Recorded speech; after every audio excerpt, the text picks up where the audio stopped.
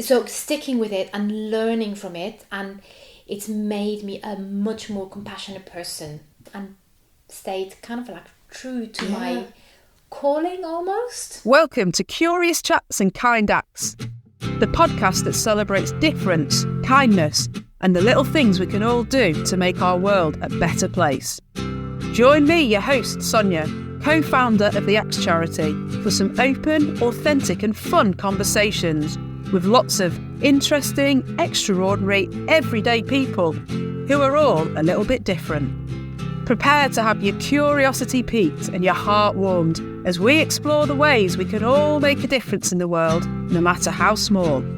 So get ready to be inspired, uplifted and motivated to be the kindest version of yourself. Let's make the world a kinder place, one conversation at a time. Hello, I hope you're having a great day. Today I chat with Bettina. Now she co-owns a contemporary dance company and has had quite the journey to get there. Countless auditions, global travel and lots of determination. There has been a few fun times along the way too, although not in nightclubs. I know, I would have been using my skills to do a lot of showing off. We discussed just how hard it is to make a living in the arts and how kindness has kept her motivated and determined during those rejections. I really liked this chat as she challenged me to be more curious in the things I do and not always take the safe option. I've since been to art galleries and even listened to someone's music performance created from his own body parts. I quite liked it actually. Well, maybe not the weeing section. However, I digress. Bettina will certainly inspire you to get out there and want to move your body.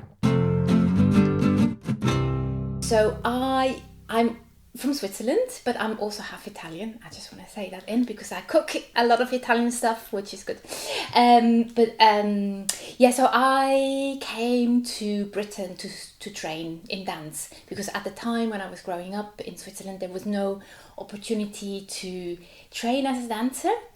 And I auditioned for London Contemporary Dance School and was really lucky to be offered a place. And then as soon as I could, I was like, okay, I'm off. I always really loved dancing in my childhood.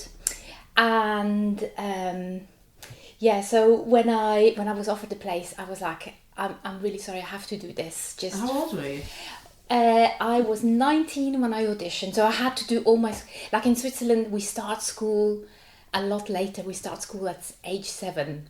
And then you only finish your A-level age 20. Really? Yeah. So you start, it's what do you do 0 to 7 then? 0 to 7, you play, you climb trees, you run around wild. That's quite nice actually. It is really nice. It's really nice. I mean, you go to kindergarten from age 6. So it's a really nice, Is that still the same now as well? I think it's slightly changed since then. I think there's a lot more preschool-y type things in Switzerland now. I think a lot of the kids are now going to kindergarten from age 5. So everything has been brought forward. And also, when I was still there, you did A-levels for 4 years. So it was like really intense. Blah, blah, blah, blah.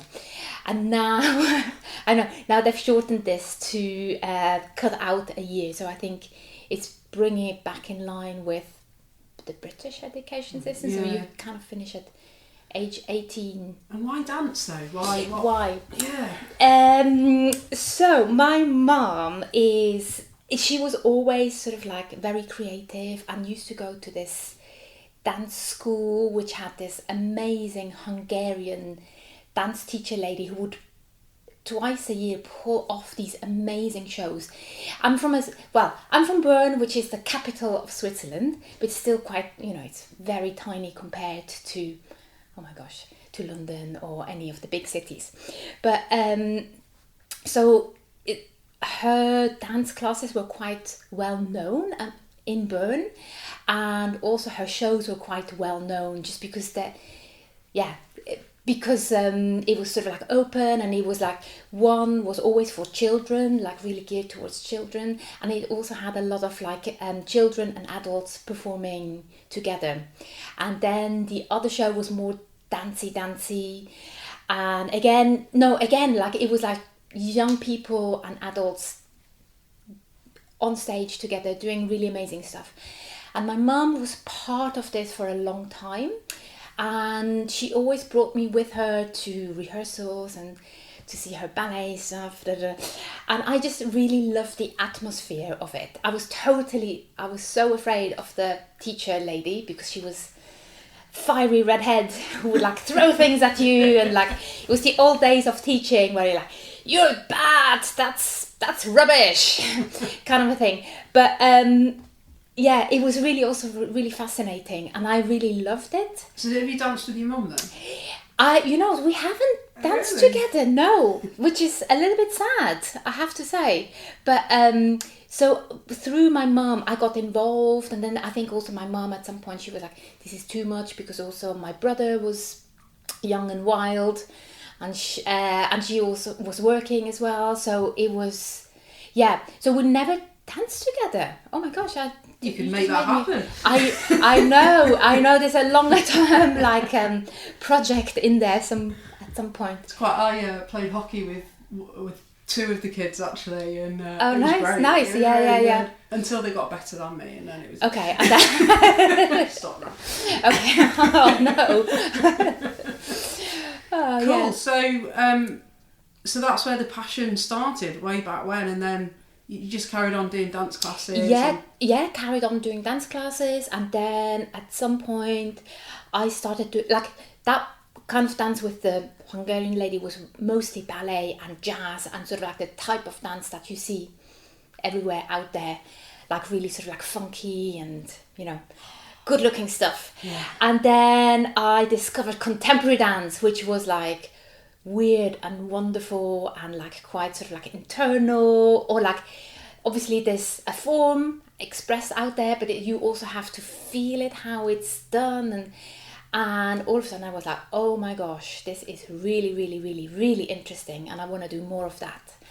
And then that's how I ended up auditioning for London Contemporary Dance School. And then when I was offered a place, I was like, I just need to go and see where that leads me to.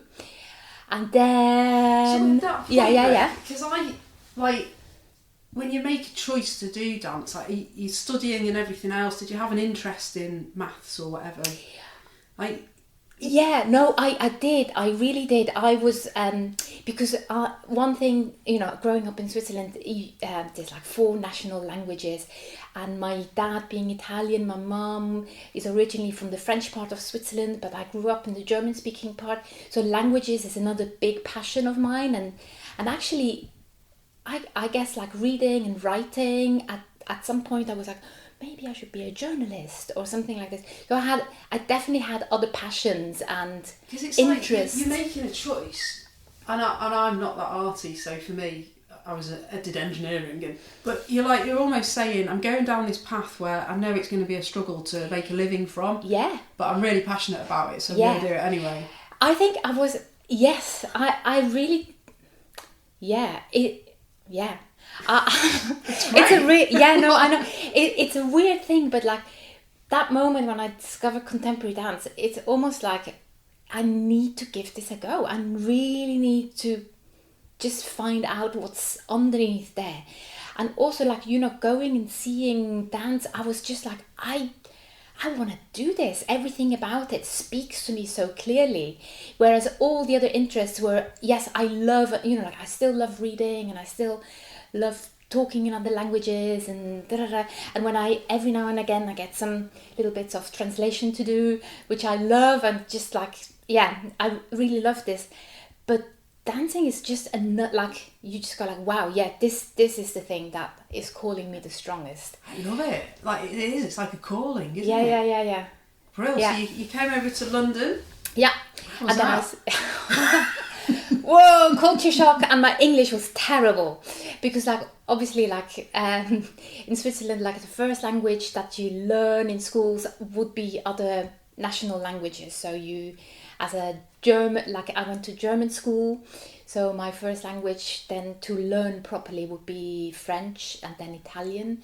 So English was sort of like an added on language that was a little bit tricky to learn, I'm not gonna lie. So when I came to London, it was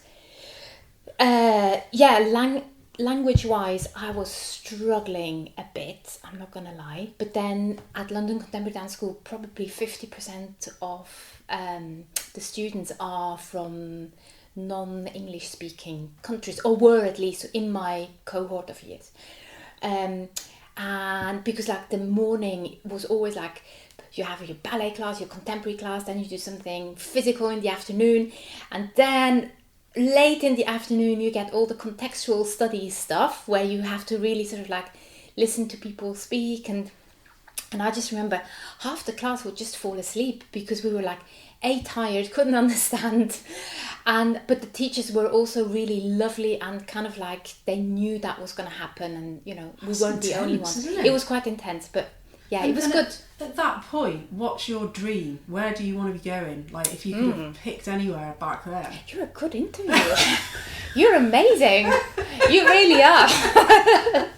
It's all planned and written up. No, it's really good. You're good. You're really good. Hear that, Jonah? Totally. I just really wanted to perform and dance, and I didn't have a plan beyond that, or I didn't have a little. Watched Swan Lake or something. I don't know. By the time I got into London Contemporary Dance School, ballet was like, if you want to be a ballet dancer, you have to start so young, because it's crazy. Like even nowadays, it's like if you don't start by age 7, you've already missed the boat, because you're developing and you're making your body sort of like, you're forcing your body almost into certain positions where really? Ballet is really, really tough. But by then I was beyond ballet. That was not my first love. My first love really was contemporary dance. And so what's the biggest and best you can do in contemporary dance? Where can you go? And best. The nice thing about contemporary dance is that it is so varied, and it is about creativity rather than, it is also about performing and making amazing things happen. There are amazing companies out there, but I go and see one night, something by, I'm just thinking about DV8, which was at the time, even 10, 20 years back, was like one of the major British companies that did amazing physical performance based stuff, also with a lot of text and objects and stuff like this, but amazing dancers, like really highly physical, highly skilled, like really nuanced, and performers as well, not just like physical performers, but also could act and throw things around and scream and be amazing on stage.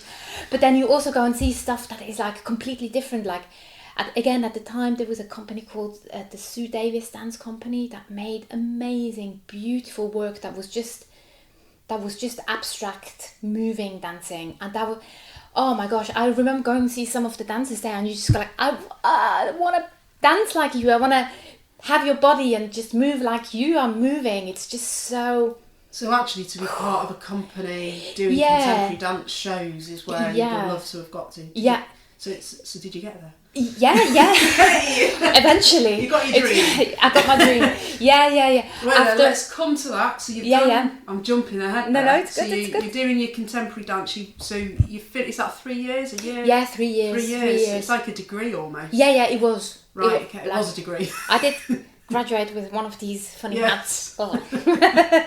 So you finished there, and then what's next? What's next? So the next thing is, once you finish, you sort of like, depending on what you want to do, and I went for every audition that I possibly could get my hands on. And auditioning is really hard and really depressing, and you have to be a strong person who takes a lot of no's, basically. So the next. So when you like, what are you doing for money at the minute? Yeah. I was working in a shop in Covent Garden, selling tea and coffee, not the actual tea, but like cups and saucers and So just a blah blah blah. an earning money Yes, job to... yes. And then later on, because I needed my days to be free, I always had really nice jobs where I could sort of like take a lot of time off when I want. So it was always really important to me to have jobs where I could be really quite flexible with my time. And then later on, I worked in a data collection agency, like a sort of like money data stuff. And that was like in the evening, like from 4 p.m. till 11 p.m, something like this. So you could go and audition. So I can go, have my morning off, do auditions, and again they were really flexible. If I wanted a week off to do a project, they were like, yeah, it's fine. And so you go, like, you rock up. I've never been to an audition. So you're rocking up, and basically there's a queue of people as they're all waiting. Yeah, it's usually a room full of people all stretching madly, and then trying to impress. It's the competition now. Oh, look how bendy I am. Yeah, a little bit like this. So it depends.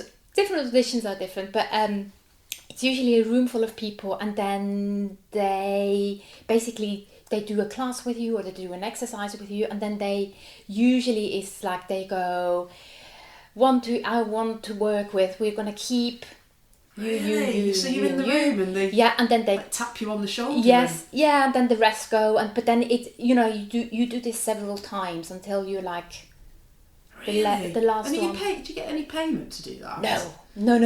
Because that's quite a chunk of time, isn't it? Oh yeah.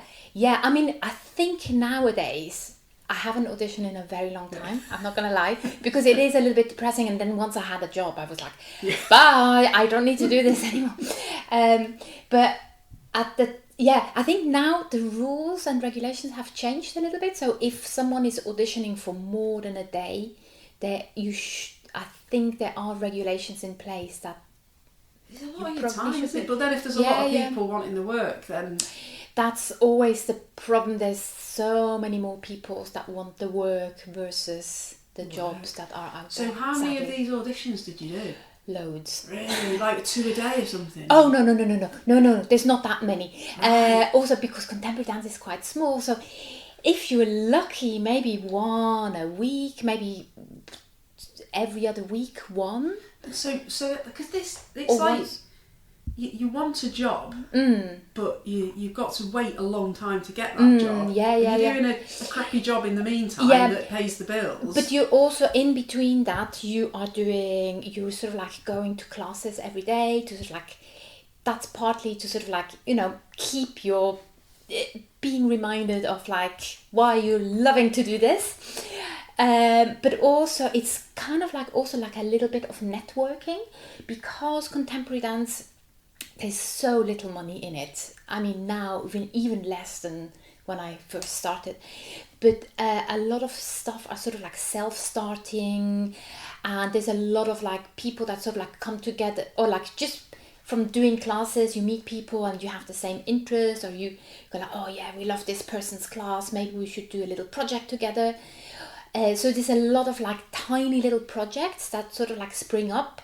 So I was always busy doing little projects that were either unpaid or very badly paid, but you're amongst friends that have the same passion as you. You're making something happen that is exciting. You're learning. You're sort of like experimenting with what's possible. So I did a lot of tiny little projects that were sort of like part of my... What's a project? Like one show or... again, really depends. So if you're lucky, you get... for example, I remember doing a project that was part of a really quite big festival in London, and the choreographer just came in with his crew from Germany. He selected about 20 dancers to be doing this performance with him and with his dancers. I think we were on for like a week, and like twice a night, and we were performing. So you for example, that project we performed, I can't remember exactly, but like it feels like a lot of we had a lot of performances, and then other performances, it's like once it's done. And are you paid for that? For that, no. Wow. We've got, I know, it's tough out there. We've got expenses paid, which is like, whoa. It feels at the moment, in this period, this is your hobby. Yes, it is. And that's the sad thing. Like, I mean, at the time, I was like, yes, it was kind of like, that's just what you have to do in order to eventually get the job. Are you thinking of quitting at any of these points then? You're training every day, you're at auditions where you get tapped on the shoulder and told you're working in a data thing. Yeah. Like, what keeps you going? I think, you know what, every time you go into a class and you meet someone and I don't know, I just had this thing, like I can't quit so easily, like, and every year I got a little bit more exciting projects. Every year I got to know someone else that I was like, oh, this is interesting. I had amazing teachers that sort of like almost like took me a little bit under their, how do you call it? Under their arm, under their wings. Thank you. And they were really sort of like, this is normal. Just stick with it. You will get something. So I had amazing people who really believed in me and who I really trusted in, because they're really renowned and respected artists, and they were just really kind to me. And I really realized that they didn't have to do that, and they were just really, I don't know what made them do this. So actually, and that act of kindness from them kept you going. Yes, and I think it kept my confidence in me, and it kept me going like, this is just normal, and it gave me confidence. I guess it sort of like made me believe that I could eventually have a job where I don't have to do another job to earn my main income. So what's happened there is an act of kindness has given you self-confidence. Yeah. And also what these people did, they were amazing. They were just really, they were a couple, like a husband and a wife, and they had been dancing for years and were really well renowned and respected dance teachers. And I kind of like, they were also teaching a lot of companies at the time, and whenever they were teaching companies, they would invite me in, and so I had a little bit of a in-way with many companies, and that's how I then eventually got a job with one of the companies that they had taken me in, where they were sort of like just teaching the company, and I was like the extra person going in. I'll come along. I'll come along. Exactly. Yeah. So it was just really, they were just really. So is that how you got your big break, really? Yeah. Bags? Yeah, well, totally. Yeah. So did you not do one of those awful interviews for that? No, I did. But I think what helped was what was helping was that they knew me beforehand. So I had been dancing with that I had been taking classes with that company. The director at the time had already known me, and we had a really nice chat. And then that company invited me to do a little project with them, where they had other dancers from. They extended their pool of dancers just for that project, and they invited other dancers to come in and do stuff. So I did that with them. Then they did an audition, and I was like, yes, I'm so going. And I think for that audition, you also had to send in your CV, and they called you in. So it wasn't a room full of people; it was a room, half a room full of people, basically. So a little bit less to sort of like. And do you get like a piece given beforehand that you've got to practice? No. You just literally strut your stuff with a group of other people. Yeah, because what is interesting in contemporary dance, and it is like a lot of the time it's like, what are you as the dancer bringing to that company? How do you complement what's already there? How do you complement personality wise and also dancing wise? For some companies it's very much about everybody has to look a certain way, or everybody has to move in this way that feels really right for this style that they're doing. So you literally rock up there and just kind of do a bit of freestyle. Yeah, well, yeah, I mean, it's usually very, like you start off with a class that is very much the company's, what they would do to warm up, and then if they like you, they go like, yeah, you can stay for the next bit, and then it becomes more specific to the company, to what they're looking for, I guess. And yeah, it's really interesting, and it's also really hard because like I've now also been on the other side where I'm like helping people audition, or like I'm having call outs for dancers myself now, and it's really interesting like how what you're looking for. And sometimes sadly it is just like I have been in shows where, like if you are too young, you're not going to be able to play the mother. or just very simply like really silly things where you just go like, yeah, or like or the opposite as well. Like I've helped one of the really lovely shows, it was cast so specifically to represent a specific character, where it was very much about, I mean, it was, of course, the people that are rocking up have to know their stuff and have to be good movers and nice to work with, but then also like it's also led by looks, or yeah. You're trying to be non-discriminative here, aren't you? Yeah, well, yes, a little bit, but sadly that's, it's a reality. It's isn't a it? reality, because like, yes, yeah, some cars, like some projects are, especially if you're doing something like, I'm talking about this lovely project where it was like based on Kafka's The Metamorphosis. It was very much about making recreating a family, and then so it was very specifically cast for, could she be his mum? It's brutal, like to an outsider who, it's a brutal process. Yes, I guess it is. And for you, it feels quite normal, but believe me. No, you know what? The thing is, it is really brutal when you think about it. And when I think about the times when you're doing it. Yeah. I'm. You know what? I'm. So far, I've only ever gone like, I'm calling people up that I want to work with, and hope they're gonna say yes, just because I know how awful it is auditioning. So you got this part. What did you do? How did you celebrate? Well, how did I celebrate? Oh my gosh, I think it was, I can't remember how I celebrated. I just remember getting the phone call. I had 2 cats in my London flat, and I was like, wow, I just shouted, and my cats were just like scurrying off.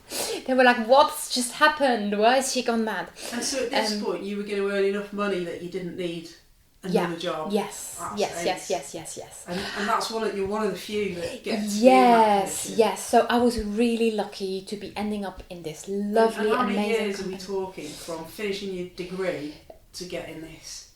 I can't remember. I think it's 4 years. That's a long time. It is a long time. But I had also in, the first and second year was a little bit like, you sort of like going like, the dance industry, especially contemporary dance, is so small, but then it's also quite insidery. You have to know people. It's really a funny little world. You have to know people in order to get to things, or it's really about knowing people. So I think the first 2 years were just literally about like starting to, also it's the first time that you're outside of this institution where you're looked after really well, and you have to sort of like go, okay, coming out of this, my training, what is it that what do I respond to really strongly?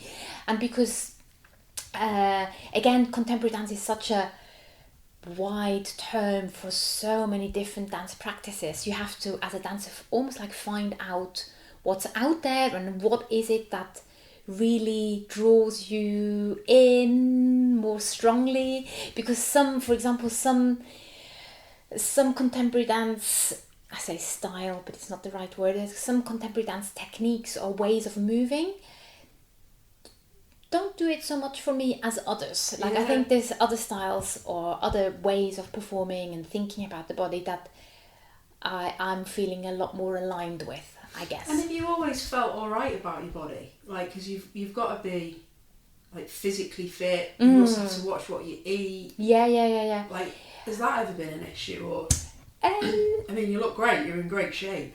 Like, has that always been easy? no, not at all. I'm not gonna lie. And it's always, you know, like because you're always working with your body.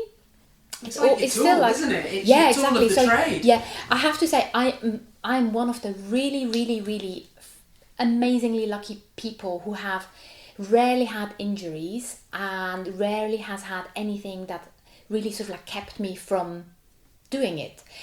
But there's a lot of a lot of people just stop simply because they can't take the pressure of, you know, the physical pressure, because it is a lot, and it's like when you're working as a dancer full time and you're performing a lot, your body takes a knocking basically. Yeah. So yeah, I think I'm really lucky because I have my mum and dad gave me really good genes, Yeah. like really good ones, and yeah, I think when you're working with your body, you sort of like start to go, I need to take care of this a little bit more and blah blah blah. And what about when you're like, I suppose you're working that hard, uni life effectively. Did you go out clubbing and drink? Oh, I can imagine you in a nightclub. Blimey, did your dance class kind of all just take over the dance floor? No, I wish. You know, like I was living with a Finnish person who. She liked to drink, yes, I'm not gonna lie. And a Swedish person who also liked to drink. So yeah, we had some wild nights. But I think I was really sensible. Also, I think because like I'm coming from a small town, and London was a little bit like, whoa. And I just remember the first time we went out, the three of us, there was like a knife fight breaking out in the club that we were. And I was like, whoa, take me out of here. So, yeah, it was just a little bit like, I think I was a little bit shy. But we had some... And I'd just love to go on a dance floor with you. You're like, right, flex. No. No, I'm actually really shy on the dance floor. If I'm like doing some freestyle in a class, I'm like, yeah, I can groove this. And then on the dance floor where, people just, I don't know, I feel a bit more self-conscious. No, I'd have been using that, blimey. But my sister and I, when we were out nights clubbing, do you know Sophie Ellis Bextor, Murder on the Dance Floor? Mm-hmm. We used to go around in our singledom days and pretend to murder people in different ways. When she said murder on the dance floor, so we'd go and pretend to stab nice looking men or strangle them. Yeah. It was quite a good way of... That's nice, yeah. Okay. I liked it. You've got to use the dancing to... That's a very creative way. I'm going to use this as a task. Very cool. Cool, so... We've got our first job. Where are we in life at the moment? Are we in love yet? Or well. So yeah, I was living and seeing someone that I was in a stable relationship at that time. I think it was how was that with everything else? Because you're doing a lot here. You're working. You're doing all your dance. I think he was just a really kind person who was just like, and very calm, which counteracted my craziness. So I think I needed. For me, it was always clear. At the time, definitely not now anymore. But at the time, it was like, my job comes first. I need to do this. This is really, really highly important for me. But yet I had this, lovely relationship, and I guess it was really nice to sort of like come home and be like, okay, there's a little bit of calm. Obviously, he had 2 cats that I adopted. So yeah, it was a nice, it was good for the time being. Yeah, good. And then what, do you have to travel around with a dance company? Are you... Yeah, so I was extremely lucky. Like, I'm not gonna lie, my whole life I've just been lucky. I ended up working for a company called Kanduko Dance Company, and what is really amazing and special about them is that they are, I'm not sure if they are the world's first integrated dance company. I think the word now integrated has gone out of the window, so I'm not sure.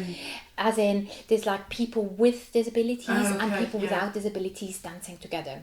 Yeah. And because it's one of the world's first dance companies working in this way, we were invited a lot of the times, like really to amazing, like with that company I've traveled to Japan, to China, like literally you name it, we've been there, just because it's still nowadays, I think it's quite prestigious because of what it is doing, and it's kind of like really pushing the boundaries of contemporary dance. It certainly did back then.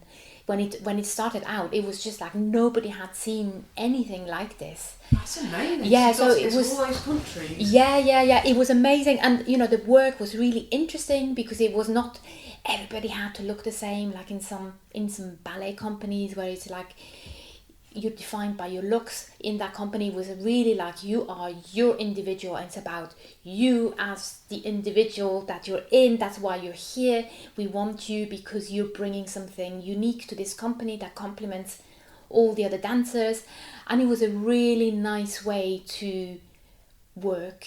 So are you living your dream at this point then? Oh yes, definitely. yes. And then another really nice thing about this company is that some companies they're built around a choreographer, and that choreographer has a style or like a way of moving that is uniquely theirs, and the dancers, they will, every bit of work that they're making or thing that they're showing and performing is in that style or in that kind of language. And with that company, they had different choreographers coming in, so we were always working with a lot of like really well-renowned choreographers that were coming in to bring in their own really varied work, very varied, and like a lot of things to explore, and you really meaty stuff to get for a performer to do. It's like, it's really cool. So how long did you do that for then? I was with that company for 8 years, which is a long time.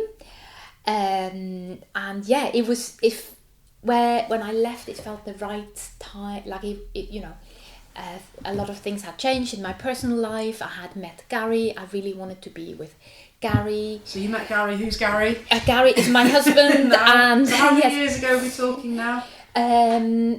From what years in terms of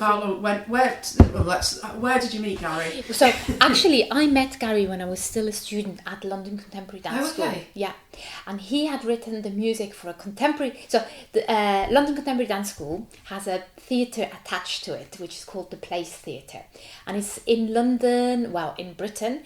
It's one of the really lovely, wonderful little theatres that kind of like they're there to show and put on performances in contemporary dance, or sort of like contemporary style type performances, and it's really well renowned for anything that is dance.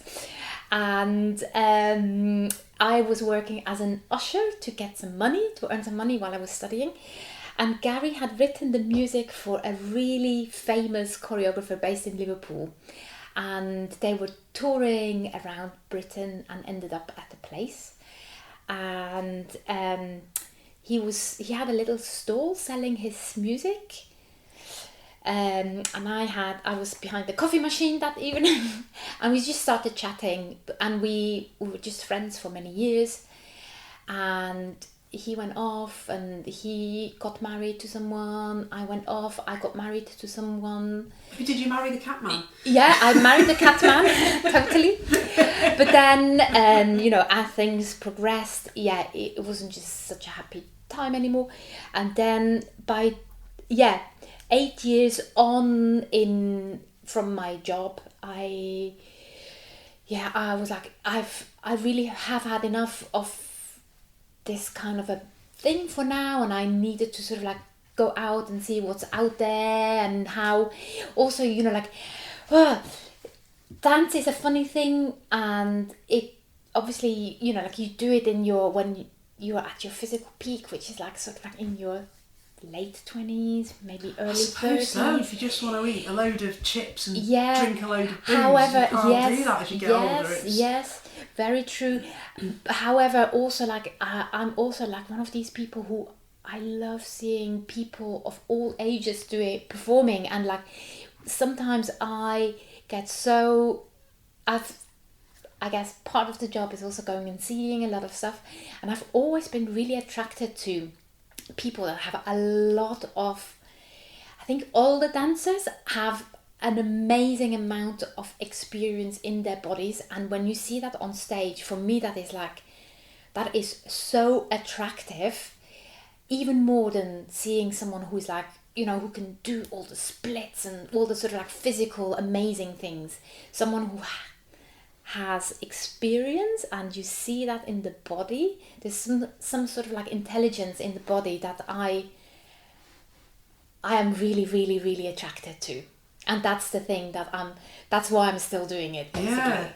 That I'm just going like, I'm not done yet. I'm still feeling like I'm learning, and I'm still feeling like there's more to this form, even though it's really hard at the moment, and even harder than And so 20 years ago. When you say intelligence in the body, is that like a muscle memory or? Yeah, I think it's multiple things. It's muscle memory. It's really nuanced listening to yourself and to another person. So do you think, my body's telling me to do jazz hands?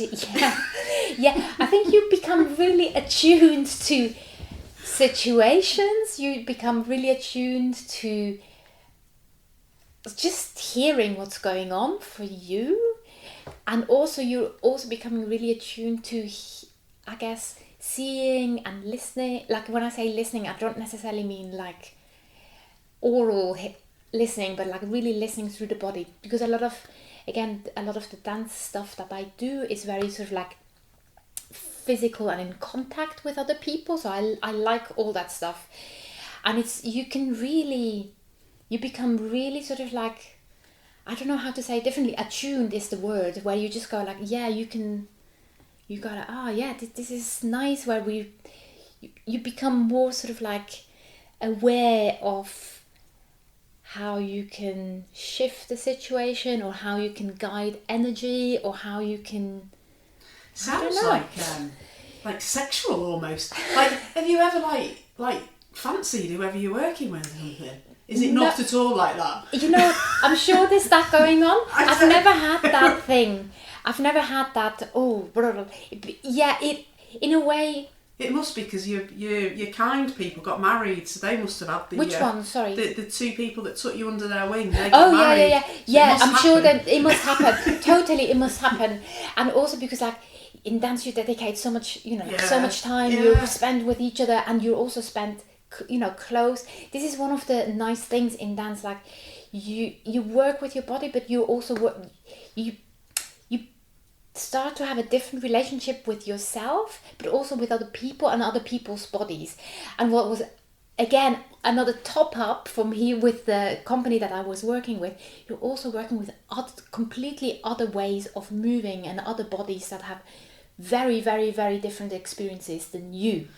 So it was really amazing to work in this way, where you just go, I can't be afraid of your body because you can't move your legs, or because you only have one arm.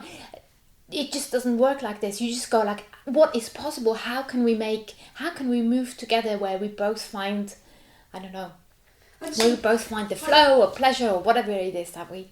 And what do you say it is a pleasure? I'm connecting with your body, touching you. Yeah. And that gives me pleasure. Because what else? Where else can you do that? Where you go around touching people? No, I know. Obviously. Yeah. And I'm British, and it feels comfortable. Yeah. I think I'm very privileged like this. And I think that's also a little bit of it. And for me, it's never been like a sexual thing. It really hasn't. Otherwise, I probably would have. Yeah. I don't know. That Wouldn't have has married its a musician. limitation. Yeah, exactly. That has its limitation, I guess. But Does it? Maybe it's just something. well, maybe yeah. I don't know where. Yeah. It's a real privilege to go like, yeah, actually, I'm not afraid to go and I don't know, lie on someone, or like even now, like I'm teaching a lot, and for example, yesterday I'm in this situation where I'm teaching a lot of kids, and everybody's like running up onto you, and everybody's like wanting to climb on you, and I actually really love it, because it's like we're sort of like finding out how we can move together, and they're finding out, and it's just a really, I don't know, it is really intensely physical, but it's also really nuanced in so many ways, and I love that. And there's a boundary there, isn't there? Like on Strictly, they're always saying everyone's having affairs. But actually, no, there's this boundary of, it's giving me pleasure, but it's not that I now want to snog you. Yes. It's more, although they have snogged in Strictly, haven't they? Yes. But it's more, that's really interesting. It's like a whole different way of experiencing pleasure through the body. Yeah. But not in a sexual way. Yeah. And it's really... I love that. Yeah, no, me too. And it makes me want to go and have a dance. Yeah, good. Do it. You've inspired me. Yeah, no, it's so... I want that pleasure. Yeah. No, it's so true, because it is about when you get to these moments where you just go like, yeah, we're experiencing this together, or like I'm experiencing it by myself, or however it is. It might be a whole group together. It is really, I don't know, it's, yeah, you're kind of like, your attention and your whole... Well, you're giving all of yourself there, aren't you? What good. happens on the days where you just want to lock yourself in a room and you've got to go out and get that pleasure that comes across to the audience? What do you do then? Yeah, luckily in contemporary dance there's not too many of these days around, only because performances are, even in that company that was, well renowned, and we did really well, and we were performing a lot, but it's still like a performance a week maybe. Yeah. So it's not like being on Broadway where you do 8 shows a week and stuff like this. It's really not like this, and where you have to go and smile. I think also in contemporary dance, what is really nice, whatever mood you're in, you bring that into your performance, and that will just be part of it. How would you do I'm having a bad period dance? What does that look like? Yeah, probably a little bit like, probably a little bit more tense than you'd like. But, I've had a row with my other half. How does that one come across? Well, I don't know. But also what is really nice about contemporary dance, again, like, and it's saved me so many times, like for example, it's when you go, like, you can be in a really terrible mood, or really have like kind of like, things that are happening in your life that are just really sad, and you go and you're working with your body, and you're just giving your attention to this. Somehow it's helped me really get out of the mood that I was in, just by bringing the attention to what was there and then and needed at that moment in time, and then you can return back to the bad mood. Yeah, you can just forget it. Yeah. You've got to be 100%. Yeah, focused. So it's been it's saved me a few times where I was like, oh my gosh, I could have, Yeah, I love it. So let's get back to meeting Gary. When did sparks fly then? So the sparks flew a long time ago when we met. But I think when we met, we were just like, you're a very interesting, nice person. And then obviously he used to live in Chester. I was based in London. I was still studying. But he wrote me letters at the time. It was the time before email. Wow. I think email definitely existed, but like I didn't have an account or anything. So we stayed in touch, and he every now and again, also Chester was really far away at the time to come to, I think it was like 4 hours on the train or something really ridiculous, where I was like, whoa, that's far to go. I'm not coming out of London anytime soon. So North of Watford? yeah, exactly. What? Even Watford was like, what? Yeah. So we just stayed in touch, and every now and again he would come to London and we would meet for a coffee and stuff like this. And then I was involved in a really good colleague of mine, got a little commission to make a duet with himself and me. And he wanted to have some originally written music. And I was like, oh, take Gary, because I know he's dying to do some stuff for contemporary dance. And he got the job straight away. So he wrote the music. And then just because this commission was performed in a few different places, we got to work a little bit more closely together, Gary and I. And we were like, ooh, we like hanging out together, and we like, we had the same interests and the same, I think a lot of things just gelled. And then before I knew it, when my contract came to an end with Canduco and I knew I wasn't going to renew it, we were already together, but like long distance.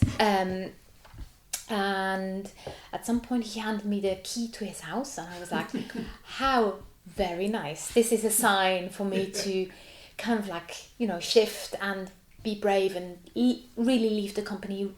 So we got together in 2011. And you emigrated up north?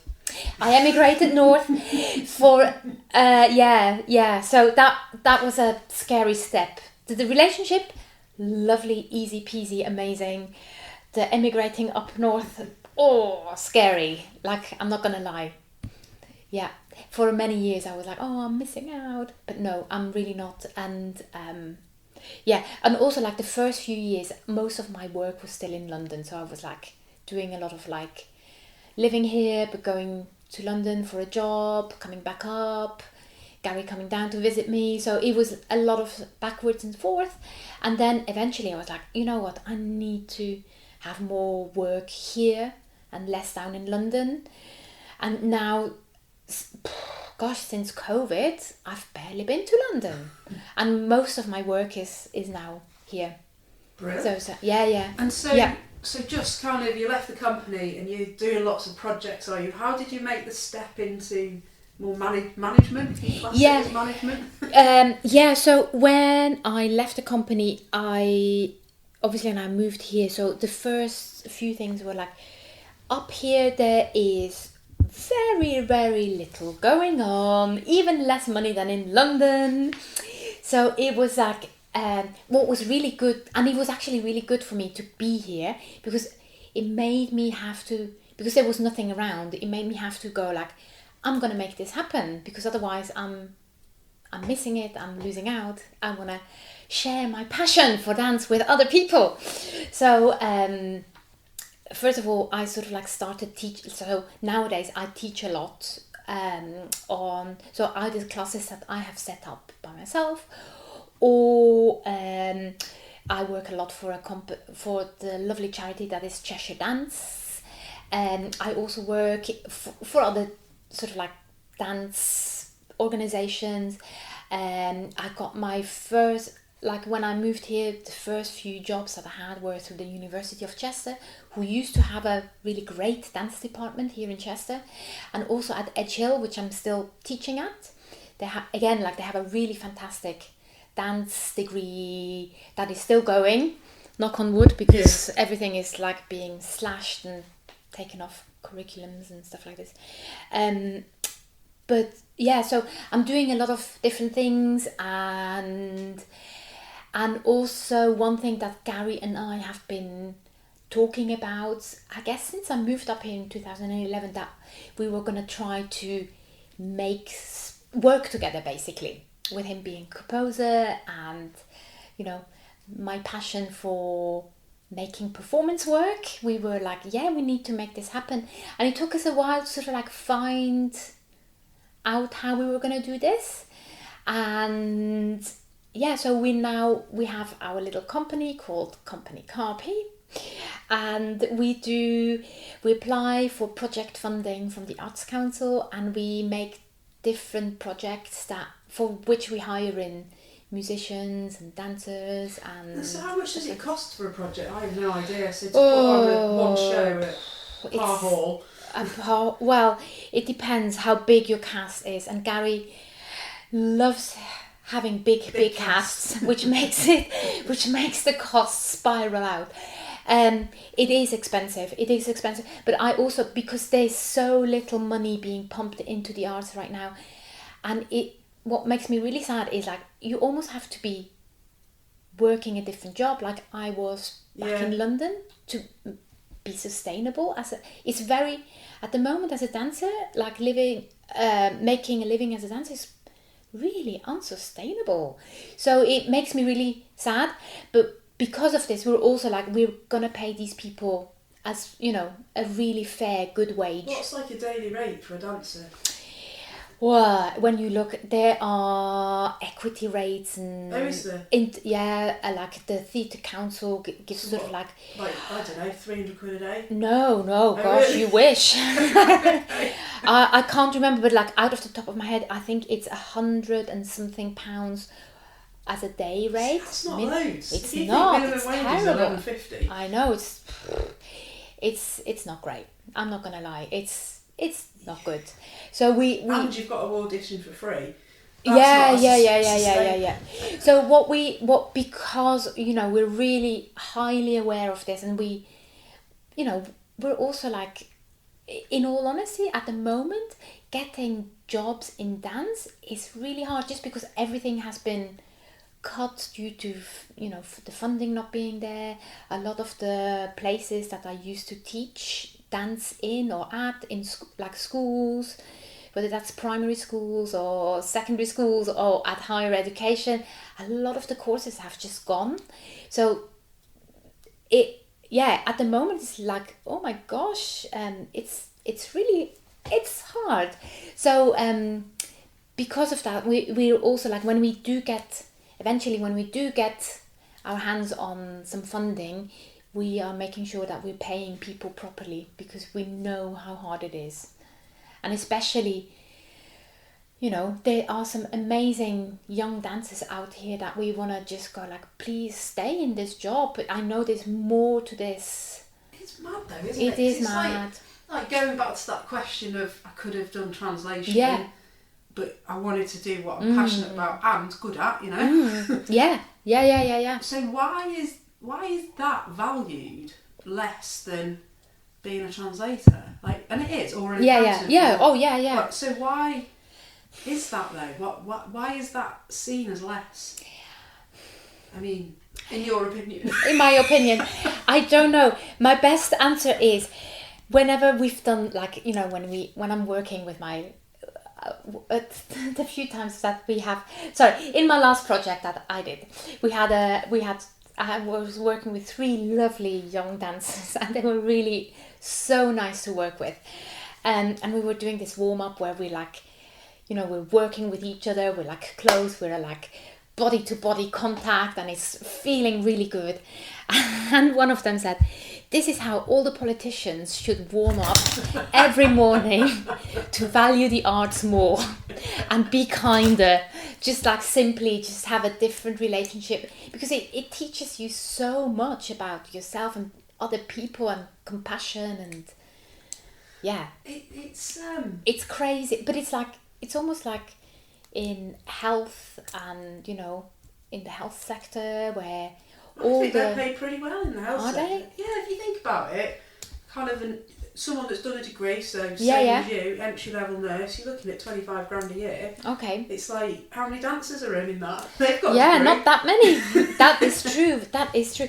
I think also just because it's a jobbing thing, like, there's just, at the moment, the opportunities are so thin on the ground. I suppose like, it's demand really, though, isn't really, it? really. Like, who comes to your shows? Is that if there's not enough? Yeah, but I think because it's there's a massive knock-on effect from years and years and years of funding being like literally just being diminished for the arts. There's a lot less shows that go around. There's a lot like people don't grow up to go to the theatre, or like the opportunity to even just go and see things is not there, and then later on in life you're less likely to go and see something. So it just feels like the ground, like the I don't know, the groundwork hasn't been there for it to be Do you think an atmosphere where people want to go and see things and feel also comfortable to go and see things, and not necessarily straight away liking it or knowing what it is about, like sitting with that bit of like, oh yeah, what am I seeing, like I don't know how to relate to this, but like also, as you know, being comfortable in like not necessarily straight away knowing, or it's not like you're watching a Hollywood rom-com where you know exactly what it is. I think contemporary dance and demands something else from an audience. Do you think though, like if I think when I've been to the theatre the last 4 times, it's to watch someone that does a podcast. Okay. And I'm like, well, that didn't exist. Yeah. So is it that, like, it's just moving on, and actually people want to see something different? I should probably say I've not booked any of those theatres. I've just gone along. No, I think definitely, obviously, like this, we're always shifting with the times and things change and develop, and I think that's just a natural part of it, and I think that's also great. What I love more than anything is seeing things live. And I think for me, that's where I see a lot of, I don't know, that's where you're connecting straight away with something that is real, that is there. You could, if I wanted to, I could climb on the stage and touch whoever is there. I love the element of the live thing, whether that's music or whatever it is, because it's also the leading up to going to the theatre. Like I like all of that, but I think nowadays, because everything is like on a flat screen and so easily accessible, I think that doesn't necessarily help. Do you still print your tickets out? Well, no. I usually go, like, I like having a I'm very old fashioned.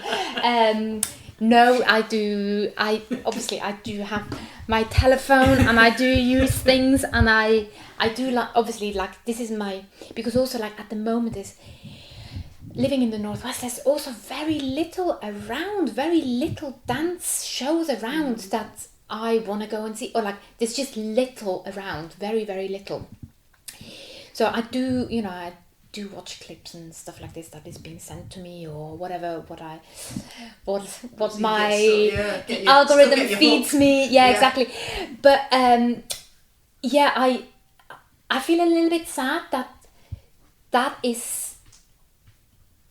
to me that's not a substitute for the real thing, and I'd still love people to go and see the real thing. So what? So when I say the real thing, the live. What can we do as a community of people that, like, I want you to be able to do what you're passionate about, and I think you have got as much right as me being an engineer, and unfortunately the way the world is, that isn't how it works, is it? But as an individual, what can we do to enable you to do what you're passionate about? And I'm going to give you one because it's obvious. Go to more live stuff. Yeah, go to more live stuff. Yeah, go to more live stuff. And also, I think one thing is to also just keep an open mind, because like if you go and like, I think sometimes people go and see something, they don't like it, or they don't understand it straight away, and they go like, oh, that wasn't for me.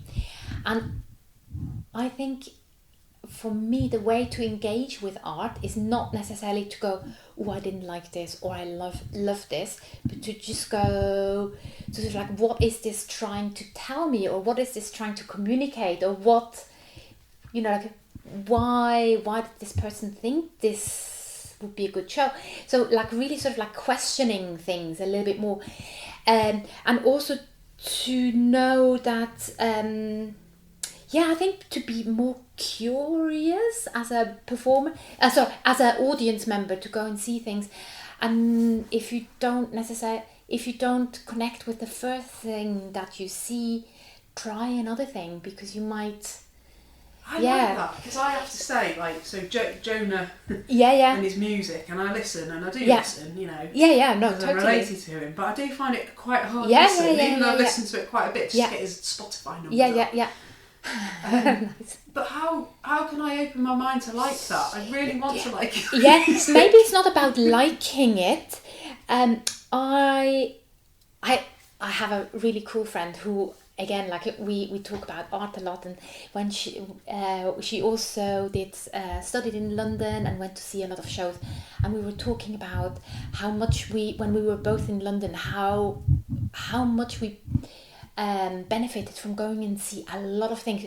I think when I was living in London, I was out at least 3 nights a week to go and see stuff. Wow. Yeah, because you know, it was there.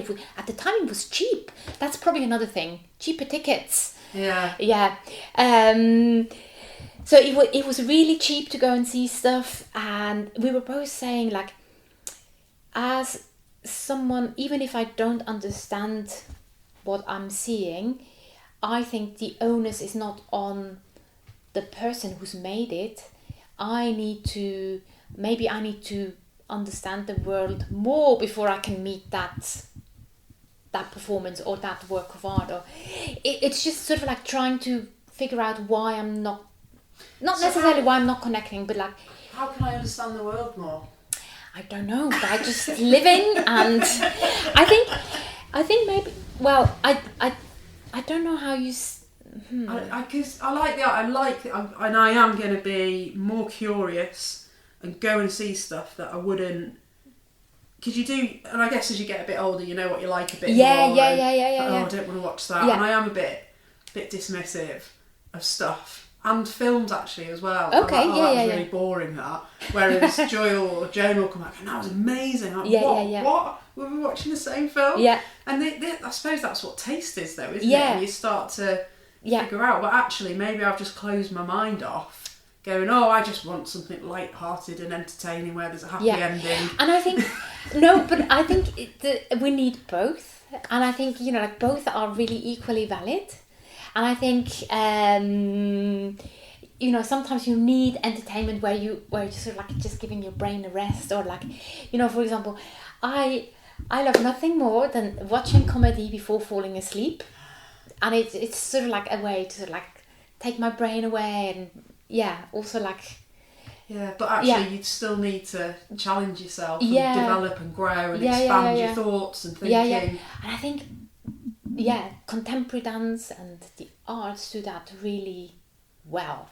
And maybe I'm just really lucky that I want to, like, I really have a desire to connect with a deep the desire, stuff. really. It's innate in you now, because it's been there that long. Probably, I'm just going, I want to see this, and I want to understand, and I want to, or not, and also, like, I like not understanding and just going, I'm swimming in this thing, but I'm seeing other things in it, and I think also quite often contemporary dance, you know, even if it's about something, the choreographers, if you see something completely else in it, or you have your own images or your own story, the choreographer would be more than happy and welcoming of that. And, you know, and this is, I think it's like about, you as a person, you're partly co-creating your own experience of what you are that's totally imagination, though. That's about saying, have a bit of imagination about what you're seeing. You know, so actually what we've got here is go and watch stuff live more. Be curious and challenge yourself about what you go and watch.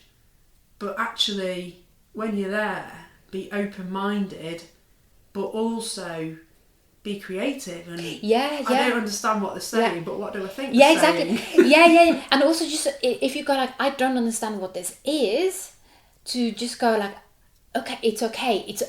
I think also to just go, it's okay, I don't understand. Yeah, I like that. So, if you could say to your 21-year-old self, you're 2 years in of awful auditions and still getting nowhere, a bit of advice, what would you say? I would probably just go like, just keep on going. This, for me again, like what is so keep on going. This contemporary dance is a good path for you. That's what I would say. And because I'm still on it. Well, you're still on it. And have you got any little under your wing people that you've come across? Yeah, I think also like because I have experienced that kindness from my amazing teachers back in London, I definitely have some people that I'm sort of like, maybe not as much as I was taken under the wing by them, but like I definitely have young people that I have taught either at the university here in Chester or at Edge Hill that I'm sort of like, that I'm very close to, and I'm mentoring is a bad word for this, but that I'm sort of like, whenever they want to talk, I'm really happy to chat or give them advice, or if a job comes up, that I'm looking for people, that I'm going to go and phone them up because I know they're going to be lovely to work with. And I like that, but does that give you a little buzz in seeing them grow? Totally, yeah, 100%. And it's also really nice to see, it is really, really nice to see people making a job out of this, out of contemporary dance. That gives me a real buzz, and that also means that it's that it's not dying out just yet, and that they are also sharing their passion. And it's really nice to see people becoming really amazing at what they're doing and how they're engaging with people. It's really cool. So what gives you the biggest buzz? Would it be more? And I guess what you're saying there is when you did it and you got this visceral feeling or whatever, this pleasure. Would you say that pleasure was better or worse than this? Well, actually, when I'm doing kindness for someone and then I see them grow and them flourish, not because of me, but because I've certainly supported them along the way, is that a better feeling or just different? Just different, I guess. It is a really amazing feeling. It is a really amazing feeling seeing young people flourishing, and like you got, this is totally not because of me, that is 100% their own work, but maybe even if they just got inspired by one little thing that I said or did or something, then I am so super happy. I love it. In terms of like kindness you've done, what would you say the biggest act of kindness you've done?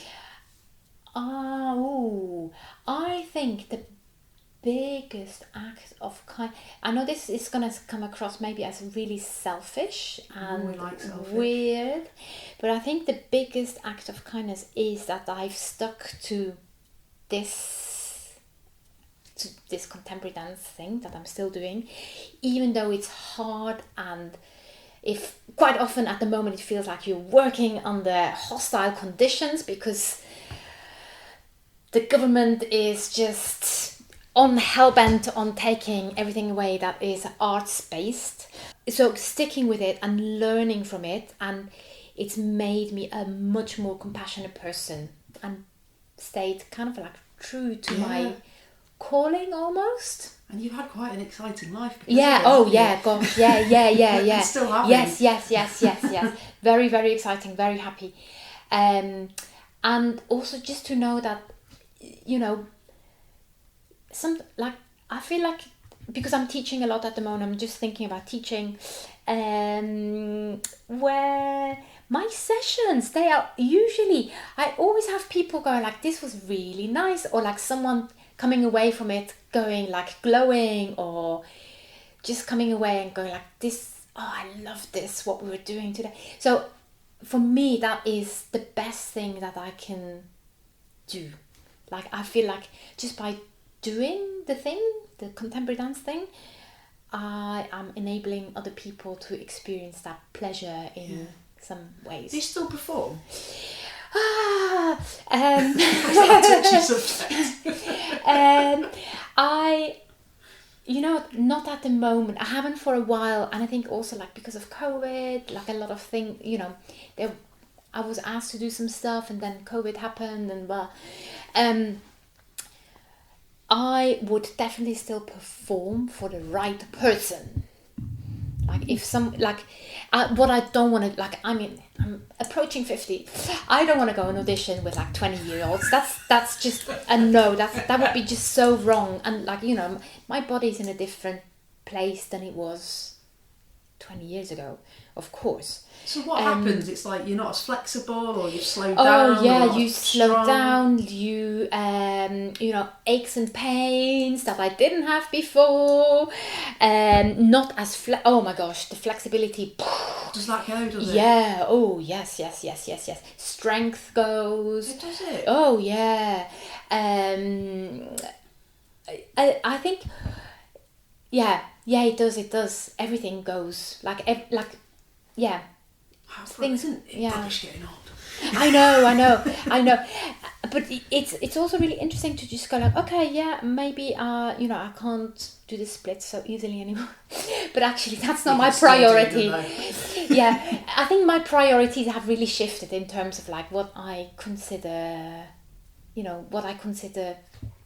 important in dance. So. And would you say though that you're talking about this pleasure, this feeling, that you can still get that, and this intuition with your body? Clearly you've got all this experience, so actually you still have something to bring. It's just like I have to say, on the hockey pitch I am the beast in the middle who's slow and sluggish, but I know where the ball's going, I can just trudge over to where I need to be and make the pass to where it needs, so I can still function, and actually I'll bring that to the team. I won't be sprinting up the wing, not that I ever did.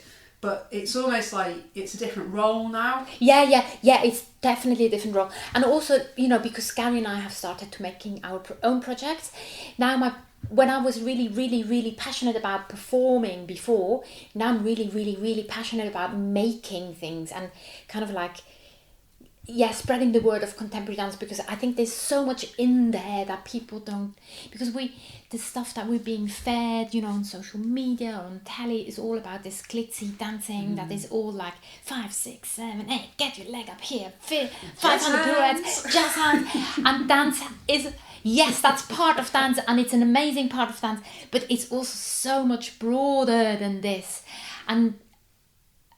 But then, it's just how do you communicate that with people that...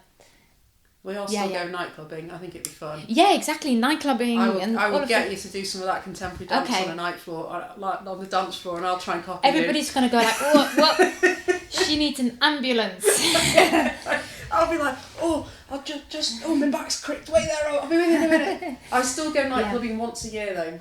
Oh, okay. Once a year, I'll invite you when we go. Okay, we cool. go annually. It used to be kind of weekly when I was in my 20s. Okay. And then I think each decade it's gone to monthly, bi-monthly, biannually. Oh no. And now it's just once a year. Do you make it as an amazing occasion when you do go? Well, I need a couple of days recovery after that. Thanks so much for listening to this episode of Curious Chats and Kind Acts. It was lovely to have you. Can I just say a massive thank you to all the people that we've interviewed who have been so honest and vulnerable with me, so that we can have these real life stories to share with you, our wonderful listener. And remember, we'd love to hear what random or small acts of kindness you've been up to, so that we can maybe do a few. Find us on all the socials, TikTok, Facebook, Instagram and Twitter, and all our /ActsGB, that's ACTSGB. And drop a comment on our feed, tweet us, or even send a photo. Let's build our kindness community together. We'll read some of our favourites on future episodes of Curious Chats and Kind Acts. And you never know, we might even have a go at a few of your ideas ourselves. Watch this space on the socials. For more information about the Acts charity, including how to donate to us, head to actsonline.uk. See you next time!